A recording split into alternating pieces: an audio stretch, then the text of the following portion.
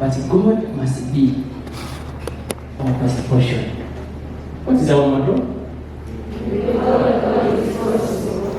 Nga balaba ku bandongo olw'okutuuka ku buwanguzi bw'ebigezo bya senior 4 eby'omwaka 2025 bo abasomesa abayizi n'abakulembera essomero lya Kereziya erya St. Bali ku Ddembe SS Kisoga bategese emmisa okwebaza Katonda eyabasobozesezza okutuuka ku kkula lino.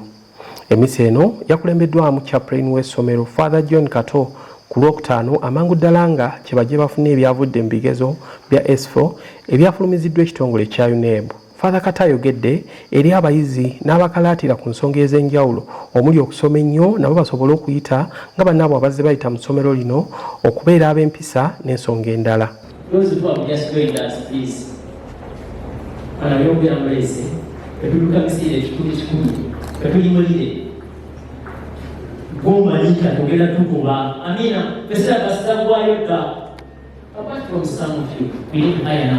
But by the end of this term, we get up to Mazeli. We are going to be in revision. Amen. Amen. Amen. Come. How do you call it? Grow. Grow. We are going to get violence. We can grow ourselves. I will tell you. That's the mama one. Tata one. Better style up. Wake up from the slumber. Mutali ku holiday. Watu waliamua na namba yuni katika weteo.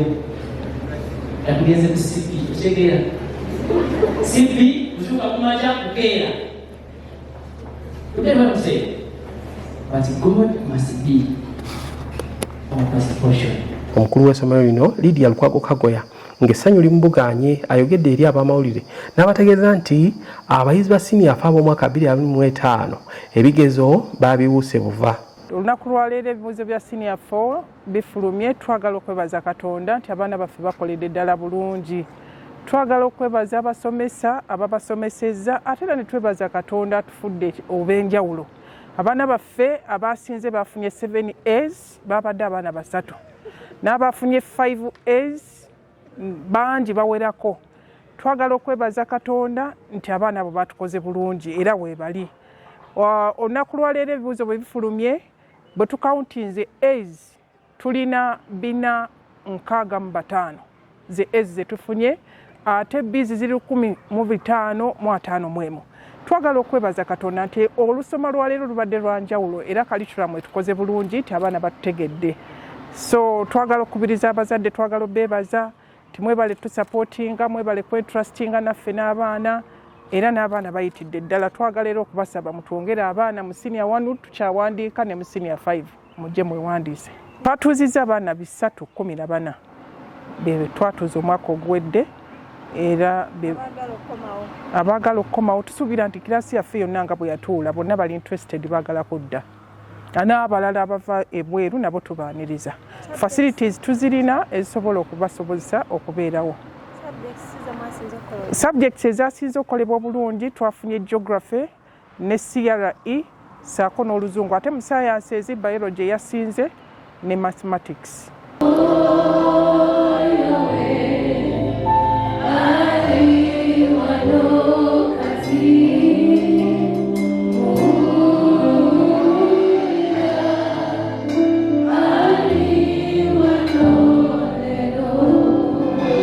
Kabo yagambye nti emu ku nsonga eziyambye abayizi baabwe okuyitira waggulu y'engeri y'omulembe kati gye basomesaamu nga beeyambisa kyayise smart blackboards, ebyuma bikalimagezi n'okubanga abayizi buli kye basoma kye bakwatako. Bitusobozesezza okutuuka ku bino nti tulina well equipped laboratories ate essomero lyaffe likozesa smart classes twava okukozesa ku kyoko kati ebisinga biri digital. So bituyambye nnyo ekyenjawulo nti abaana baffe kati sciences bazitegeera bulungi kubanga bakozesa visual learning. So n'abasomesa bali hard working. Of course tetujja kwerabira Katonda, Katonda abadde naffe mu biseera byonna kubanga n'emmoto yaffe egamba nti awali Katonda Katonda wabeerawo buli kimu kisoboka. Abamu ku bayizi abayitidde waggulu kuliko Mark Kayemba eyafunye A7 ng'ono atubuulidde byayagala okusoma kyokka nti n'emyaka 2 egya senior 6 nagyo yakaanyiza dda ne bazadde basigale ku St. Bali ku Ddembe ng'abasomesa baakumuyamba okutuuka ku kiruubirirwa kye. Erinnya lyange nze Kayemba Mwiza Mark nga ndi muyizi ku St. Bali ku Ddembe Secondary School Kisoga. nga nafunye ezi 7 ne Bs 2 era nga natulidde ku St. Bali ku Ddembe SS Kisoga. Nebaza Katonda olw'ebyo byonna byatusobosezza era byasobosezza essomero lyaffe ezze tufunye na buli kimu n'obuwanguzi bwe tutuuseeko olunaku olwaleero. Era nga nebaza abazadde bange, nebaza abasomesa bange, ekyemu wange okusingira ddala Madam Lydia Lukwago, nabo bonna abateesemu amaanyi okulaba nga tuyita obulungi. Tweyama okwongeramu amaanyi mu buli sekita era ng'essomero lyo liri ku standard ya waggulu, ku mutendero gwa waggulu, nga tulina e-learning whereby nga omuyizi asoma kyasoma kirabako era ne facilities zonna ebyetaagisa omwana okuyita obulungi era bye byatusobosezza okuyita. Ngenda kukola BCM/ICT era nga njagala kubeera dokita mu maaso awo. Ne Elisha Luze naye atubuulidde nti yafunye E5 ne B5 era n'atunnyonnyola ebirala ebimukwatako. My name is Luze Elisha. I'm a proud student of St. Bali ku Ddembe SS Kisoga Mukono. I greatly thank the Lord for the aids that He has granted unto us, not only me, but the whole school at large. We are very grateful. I managed to score 5 A's and 4 B's.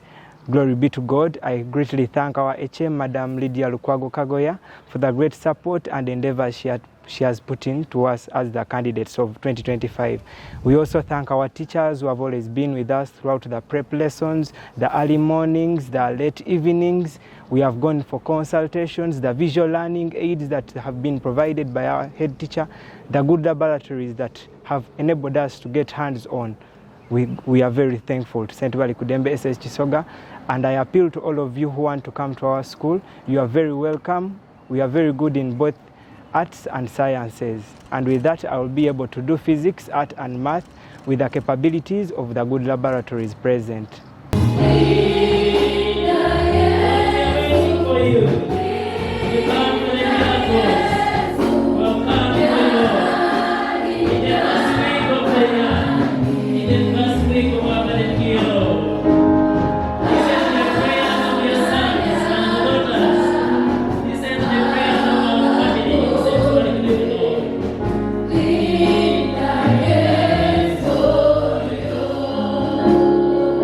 Akulira ebyensoma mu ssomero Charles Katonso Gasekato alaze essanyu olw'abazadde ababawagidde ebbanga lyonna. Twagala nnyo okwebaza Katonda olw'ebibuuzo by'abaana baffe okukomawo nga birungi nnyo. Twagala okwebaza abasomesa baffe abataddemu amaanyi ennyo nnyini ddala okulaba nti abaana bano bayita bulungi.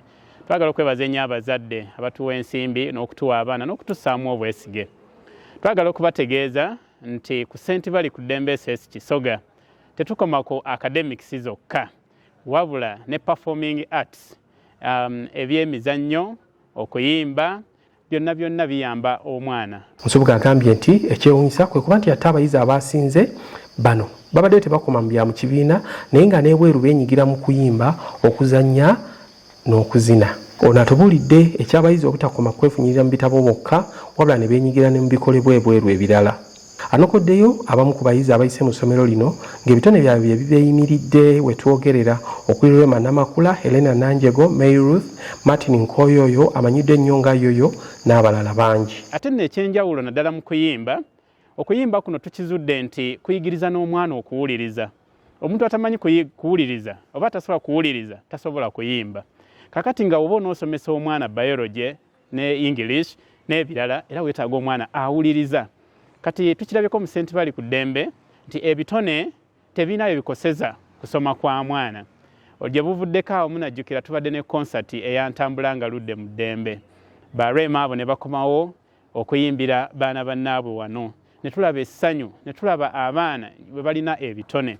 Ebitone bino tukubiriza abazadde okuwa abaana omwagaanya omwana akolere mu kitone kye okugeza omwana asinze wano mu bigezo wano afunye obubonero omusanvu ezi musanvu ate omwana oyo ekyewuunyisa muyimbi. Ayagala nnyo okuyimba, ayagala nnyo okuyimba mu church n'okuyimba music ono w'ensi n'okukuba ebivuga. So twagala bategeeza nti ku St. Bali ku Ddembe abaana tubawo omwagaanya okukuba ebivuga, okukuba ennanga, okukuba zibandi, okuyimba ennyimba country music. Mwami Saaka Paul zaatuyiiyiza wano. Ate bwe tudda n'eri mu kisaawe ky'ebyemizannyo, mupiira, kubaka, volleyball, netball, basket, ekituufu ku Bali ku Ddembe byonna twekansa. Ne tugattako ate n'ebyo eby'emikono nga curriculum bwe tulagira oba nga curriculum bw'esomesa nti omwana omuleka n'akola ebya agriculture n'agenda mu art n'asobola okuwumba n'akuba ebifaananyi n'asiiga ebifaananyi kugamba omwana n'avaayo nga mulambirira omuzungu gwayita holistic child.